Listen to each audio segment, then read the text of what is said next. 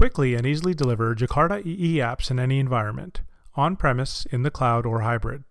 Payara Platform Enterprise is a stable, supported open framework optimized for containerized Jakarta EE and microprofile applications. Learn more at payara.fish. Hello and welcome to the InfoQ podcast. I'm Daniel Bryant, News Manager here at InfoQ and Product Architect at DataWire. And I recently had the pleasure of sitting down with John DesJardins, Field CTO and VP Solution Architecture at Hazelcast. Having used in-memory data grids like Hazelcast in my previous roles almost 5 to 10 years ago now, I've recently been hearing a lot more about this technology again and its integration with other modern systems. I was keen to pick John's brains around the current state of the art in in-memory data grid technology and learn about modern problems, architectures, and solutions in this space. 3 particular areas of interest for me included app modernization and how data grid technology can provide a stepping stone from the old world of mainframes to something like cloud and microservices. I was also interested in use cases at what folks are calling the edge, both from a local point of present view and also from an IoT perspective. And finally, I was keen to learn more about streaming and machine learning use cases in this space. So welcome to the InfoQ podcast, John. Thanks for joining us today. Yeah, happy to be here. Thanks for having me. So could you briefly introduce yourself to the listeners, please? Absolutely. So I'm Field CTO at Hazelcast. We're an in-memory computing platform. I've been here about 2 years. So my background is I came over from a company called Cloudera in the big data and machine learning space. Been in software about 25 years. Originally studied economics, actually. So I did a lot of predictive model development far back as the late 1980s. It wasn't so cool then. So excited about what's going on in computing today. Very nice. So as a Java developer, I've been a long-time user on and off of Hazelcast throughout my career. And I'm sure many of the listeners will have heard of Hazelcast. But if people aren't familiar with the in-memory computing space, could you kind of set some common problems you might be dealing with and how the technology applies to those problems? Yeah, absolutely. It's a great question, and an important topic is, what is in-memory computing and components of it? So, the origins of in-memory computing were really around just making applications easier to be more resilient, really. So people would put not a lot of data in memory in a distributed nature in a cache, things like web session information. So historically, you wanted every node of a cluster of servers to be able to share some basic information so that if you reconnected to a different server, they wouldn't miss a beat, would know who you were as a client. And that really evolved as memory became cheaper and people started realizing you can put a lot more stuff in there. And then people started realizing, hey, there's all this data that we're just putting into memory. And, if we actually then do the compute where the data is, we can actually have even faster compute. And so this kind of evolved in more and more capabilities, querying on the data that was in this data grid. So it kind of went from being just a distributed cache to more of a data grid capability. And at the same time, there are technologies that focus on real-time processing of continuously changing data. And that's another aspect of in-memory computing, which is stream processing or event stream processing. Many years ago, it used to be called complex event processing. I worked at a company called Software AG, and we had a product called Apama that was considered a CEP technology. All of these things are about keeping a lot of data in memory and either analyzing them continuously or just keeping them in there to make them available to make applications faster, more resilient, and easier to scale. So the thing is that disks, if you're starting a computer, making the disks available and everything, and also creating more instances of compute that have disk available to them, it takes longer to kind of get that application up and running if it's based on disk. And so by having an in-memory architecture, you're able to then easily scale up, scale down, and or recover a downed node, et cetera. And so this whole in-memory computing capability not only makes applications faster, not only allows you to do lower latency computations, but it actually makes things more resilient. And so that becomes a very big driver for us in terms of seeing adoption of these technologies. Yeah, very nice sort of overlay.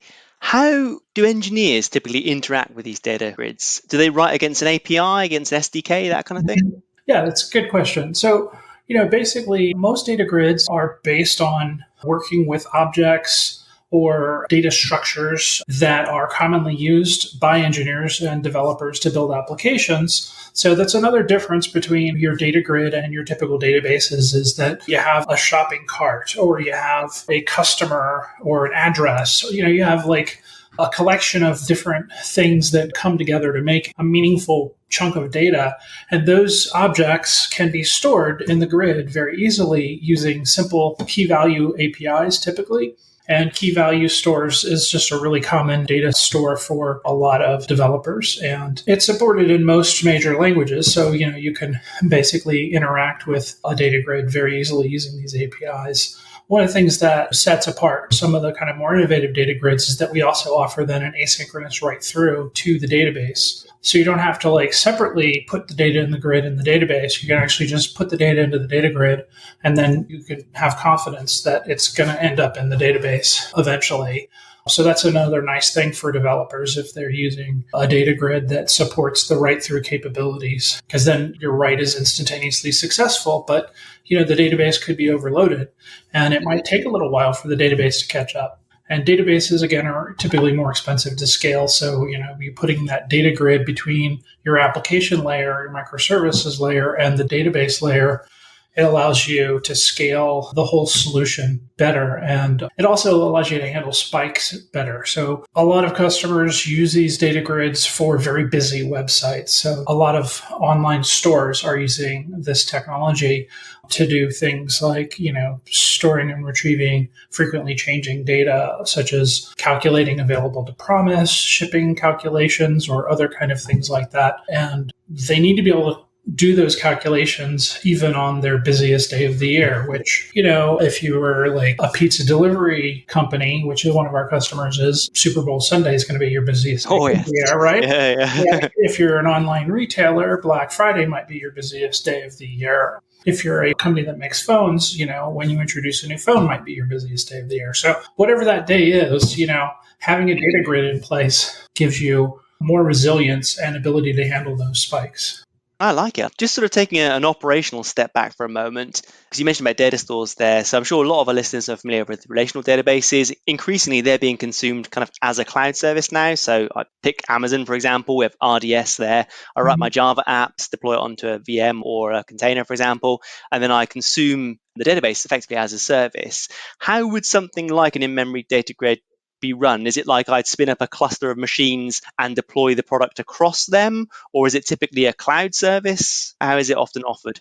That's a great question. So, we're definitely seeing a shift towards more interest in having it as a cloud service. Developers are like, yeah, I still want this capability, but I don't want to care about how many nodes I need or whether I'm going to install using a Helm chart with Kubernetes or with Operator and OpenShift or PCF tile. They just don't want to think about that. They just want to have an API that, is fast and responsive. So we have seen interest in the managed service side of things, and we've launched our own managed service at Hazelcast in the cloud. So that is an option for developers who are looking for that flexibility. On the other hand, we have a lot of customers who, even though they're moving to the cloud, they really care about that performance and they really care about being able to tune and optimize. And also, typically, they want to use a lot of more advanced APIs doing computations on the grid. And those customers, they may even want to incorporate both stream processing and real-time analytics together with putting data in and out of the grid. And those customers typically will probably leverage something like OpenShift or Kubernetes on the cloud so that they still have that elasticity and flexibility of the cloud, but where they're managing the containers. And then we have some customers just actually running directly on, the kind of VMs provided by such as an EC2 instance at Amazon. I'm guessing over the years, the problem space itself has shifted. We're definitely pushing more stuff out to the edge now, I think. And the edge means many things to many people, like data center edge, kind of physical points of presence. And you even have mobile being the edge, I guess, and IoT and so forth.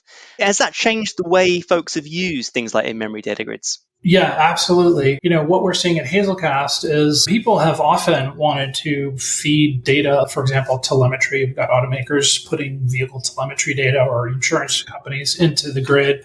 We've got people connecting data grids to rail infrastructure. And then often, maybe they want to also deploy this stream processing out in those environments. And so when you start talking about these kind of use cases where the data that's created is decentralized, in-memory computing is all about, making things faster and lower latency, and also being easy to deploy and stand up. And that means that you can deploy this technology, particularly Hazelcast, both our stream processing capability of our platform, as well as the data grid capability, can be deployed in smaller form factors.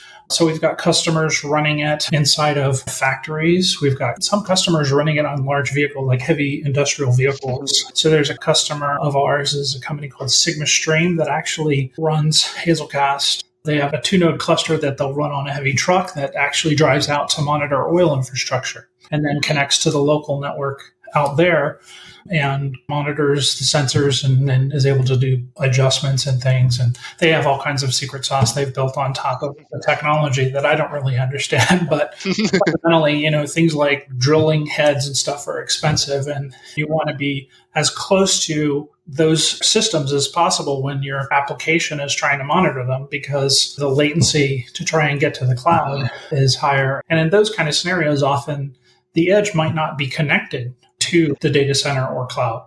On the other hand, we have people just wanting that seamless connectivity from edge to cloud to data center. So hybrid cloud is often coming into the picture, and edge deployments. And then, of course, telecoms, right? With 5G, they're deploying more and more infrastructure that is expanding the edge, as well as providing lower latency capabilities out to the edge.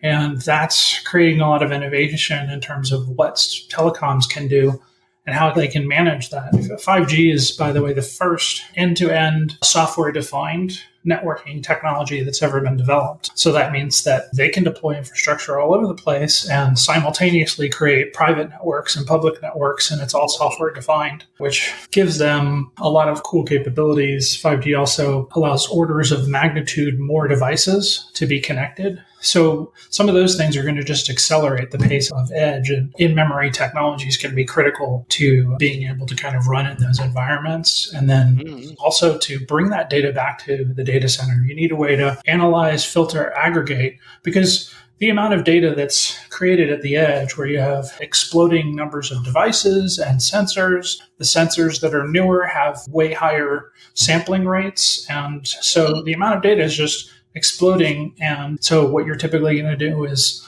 try to compress or sample that data down to provide it to the business, essentially to have a common operational view, or for data scientists to try to build machine learning algorithms or do other analysis.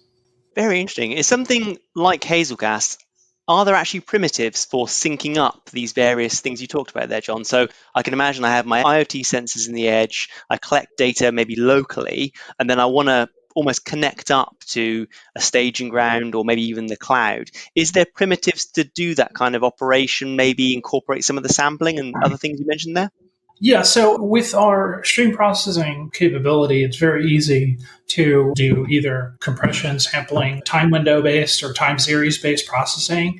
And so you can easily take a look at that data and do a simple aggregation and say, what is, the average over this period, or what was the high value over the period, or, sometimes sensor readings don't change. So, you might just be like, if the sensor reading is the same, I'm just going to keep tracking how long it's been the same. And I'll report, back this sensor for the past 10 minutes has had the same reading. It samples at 200 hertz. And then when you get that one event back every 10 minutes in the data center, you can be like, okay, I want to build a time series view of that, that is continuous. Well, I can take that information that it was a 200 hertz sensor, and for 10 minutes, the reading hasn't changed. And I can say, okay, so then I'll put that into my data model to do my machine learning, because what you're looking for is like anomalies and changes and those kind of things. But most industrial systems, once they warm up, they kind of stay at the same temperature, whether it's air temperature or a lubricant temperature or a coolant temperature or the RPMs that they're turning at. Your car RPMs are constantly changing, but like any kind of large piece of industrial equipment, or even a small piece like a conveyor belt,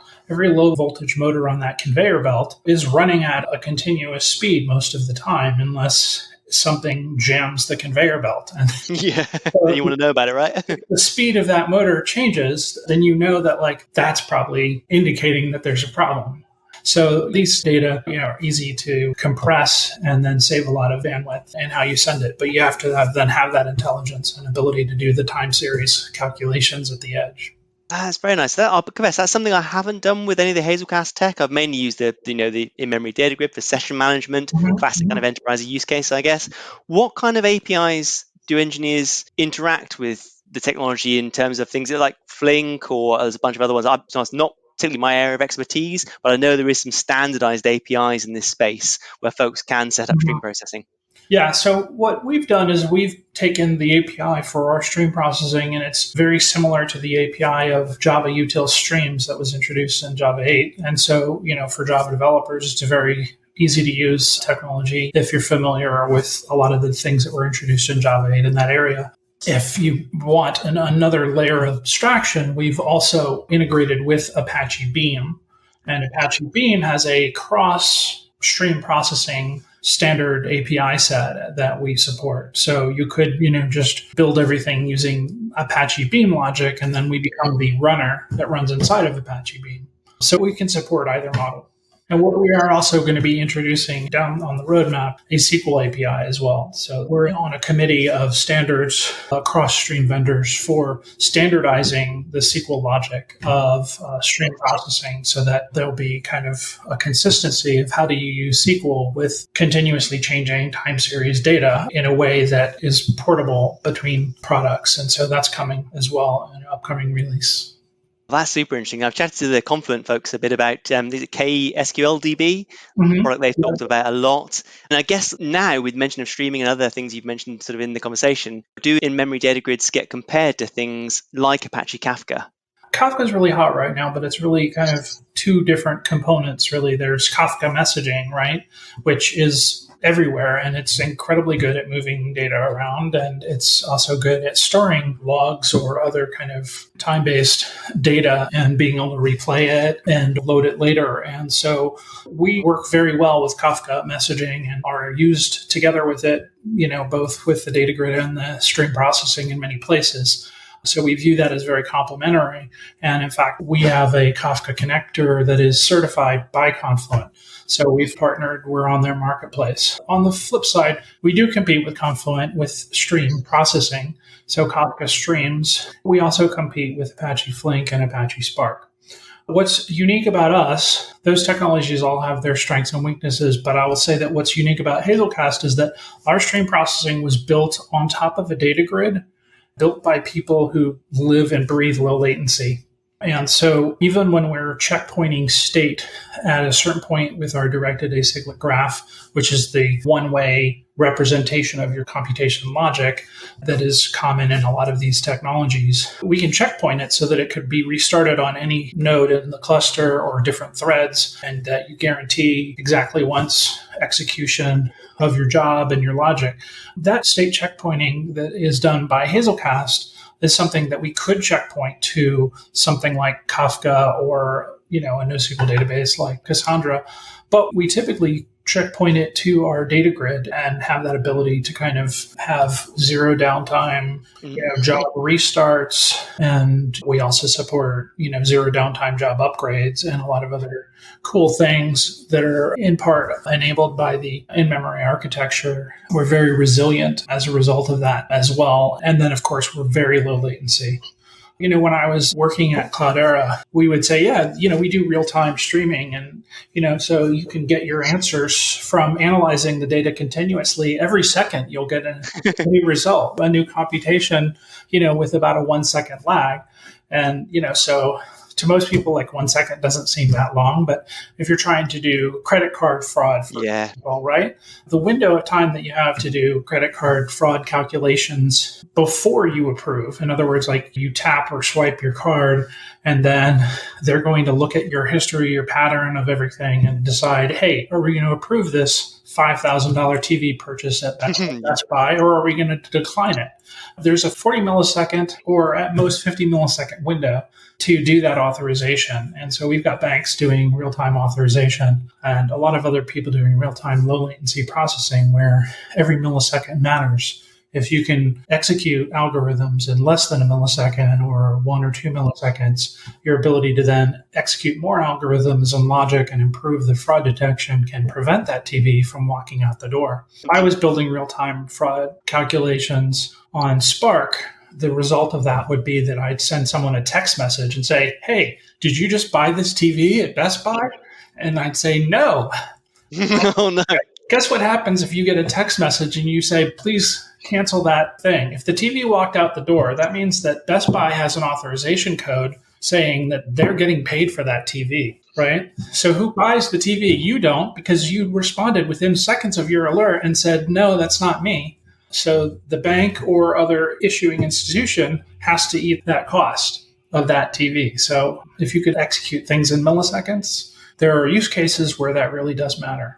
Oh, yeah, completely. It reminds me, I think a lot of interesting conversations at the moment around API performance, particularly at the edge, and even like service to service in microservice systems. I'm guessing like in-memory data grids and some of the things you mentioned there, John, do play into app modernization as we're all lifting and shifting in the cloud or doing greenfield in the cloud. I'm guessing this technology can play a pivotal role.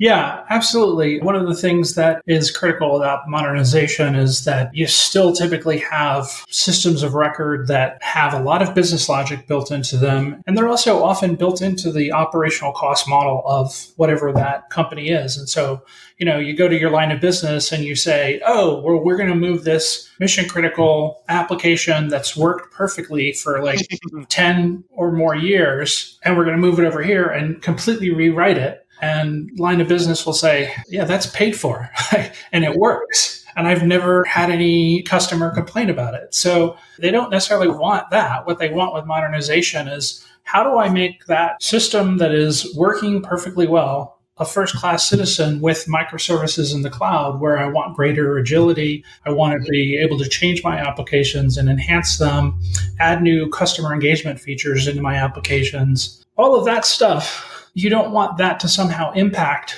and load down the systems of record and mainframes, even things like that. So if you put a data grid between your microservices and cloud applications and the systems of record, then suddenly you have always available data, and you can write through the data grid and it will update the system of record asynchronously. So, that you have this zero downtime mainframe, but MIPS are expensive. So just because you want to introduce a new fun way of playing with charts and analyzing your banking information, that doesn't necessarily translate into more revenue for the bank. It increases customer loyalty, but it's not generating more revenue. And so it's not built into the cost model of that mainframe. Whereas if you can easily access all the data that's in the mainframe 24/7 and still keep it in sync with the mainframe, there's tremendous value in that, particularly when you talk about digital transformation, right? We want to move to this ability to kind of roll out new capabilities on a very frequent basis. A lot of our online retailers are telling us that they need to be able to make changes to their code at any point in time in their online applications because they're getting disrupted. And I need to talk about who's disrupting them. Everyone knows. But it used to be that retailers froze everything during the period from, say, beginning of October until, the day after Christmas. And in the US, that was a really big deal. And now those guys are like, no, we can't afford to freeze because our competitors are not freezing their applications and they're changing what they do. And they'll even notice what's working on the Monday before Thanksgiving and roll out a code change before Friday and, somehow gain some advantage. And so agility is critical in so many different businesses. Banking, our banking customers want the greater agility because they're getting disrupted as well. And you want to do that in a cost-effective way, which means, you need to put some kind of layers of abstraction that provide data to these applications. And, one of the things that Hazelcast brings is also very strong multi-data center replication that will work from both traditional data centers as well as inside of cloud or inside of platforms like Kubernetes. And if you're talking about a hybrid cloud architecture, when you're talking about modernization, that's often the case. We can have the data replicated from the data center to the cloud, and that can be configurable. You can say, all right, I want this object to have two-way replication because the online store is making changes that need to get replicated back to the data center and eventually synced into the mainframe or any other systems there. Whereas there might be some data where it's only allowed to be changed in one place, like, what is your address or something like that. Maybe, there's some governance around that. And so you can configure data by data type, whether it's one-way or two-way replication. You can even build in additional kind of filtering logic. And of course, with the real-time stream processing, you can also build further ingest in any direction that you need the data to flow. And so that's, another kind of common pattern. Yeah, very interesting. As you were talking there, one thing that I've struggled with sometimes with app modernization is testing. You've got the collision of the old worlds and new worlds. And in the new worlds, Kubernetes, microservices, quite easy to virtualize some of those services. How do folks generally go about testing with some of the scenarios you mentioned, John, about sort of using almost data grids as a adapter or kind of facade or right through cache, for example? How do folks go about testing that? Yeah, that's a good question. I think one of the ways that we actually make that easier is that, you're not having to test necessarily an end-to-end test, right? Because, hey, I'm writing to the data grid, and then there's separate code that is writing through to a mainframe. So, the developers who are writing to the data grid can be testing their part, and they know that's working. And then the people who are testing the part that writes to the mainframe or code that might synchronize with the mainframe, depending on how you're synchronizing the data, there's a number of different ways that could work. That can be tested separately, and then maybe you do a little lightweight end-to-end testing, but you can kind of separate your load testing or various other kind of more intensive testing, both in terms of happening at the same time, but also in terms of when it happens in a project and a lot of other aspects of that. This also makes it easier to do more continuous integration testing, particularly on the microservices side of things. Or even, now people want to do chaos engineering, right? You're not going to do chaos engineering against the mainframe. No, definitely not. If you say chaos engineering and mainframe, I think some people's heads will explode. Agreed, yeah. I did like the mention of mainframes there, as integrating with systems and what we sometimes refer to as the past is key to practically any organization that's been in business for some time, right? Looking forward to the future now, how does all this technology fit into something like machine learning? Are there any challenges that in-memory data grids can solve in this space? One of the things that machine learning is a challenge is how to get the inference to be easily embedded into applications and how to make inference scale and perform well. And traditional machine learning frameworks have often taken an approach of, we'll just throw it into a container and put a REST API in front of it. Yeah. Right. Oh, yeah. And then you just have more containers and problem solved. Well, anybody who's tried to build high-performance applications knows that REST is, first of all, not exactly a very high-performance protocol. And second of all, it's not very granular scaling things with containers. So what we do is we're able to actually execute the machine learning within Hazelcast's in-memory computing platform, either on the grid or within the stream processing. We actually have an inference runner within the stream processing that will support Python or Java, of course, but it also supports inference that can be done with any language that can support gRPC. So what we could do is basically say, okay, you've got whatever your language is, C++, C#, Go, could be anything. And that code that executes the machine learning, we can wrap and then we can actually scale it. So we can take single-threaded machine learning code and make it multi-threaded and take advantage of all the resources within one pod of your Kubernetes environment. And then we can also distribute it across all the pods of our cluster.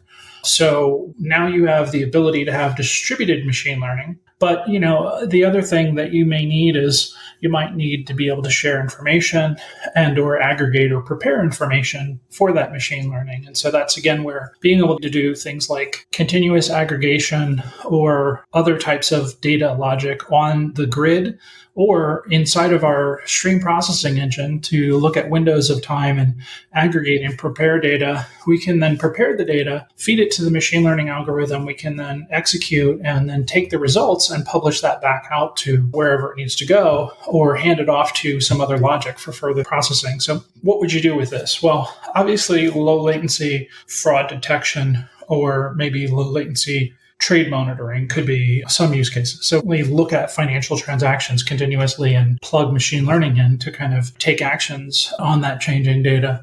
But we could also use this to look at, for example, data that is related to the behavior of users and customers in order to make applications smarter. So if you have an online store and you want to make real-time offers, well, you need to know what people are putting into their shopping cart and also what they're not putting into their shopping cart, but what they're looking at. Because maybe what you need to do is make that real-time offer so fast that as they're looking at a couple of different items, you make one of them blink and kind of go, hey, there's a flash discount for the next 10 minutes on this one item that you showed some interest in and which we think we can still make a good margin on if we get you to buy it right now. And we've got a lot in inventory. And if we only had a few in inventory, maybe we wouldn't want to discount them as much. So you could build this kind of real-time logic to make an application smarter in, say, retail, or you could do the same thing with media, architectures and trying to do recommendations. So,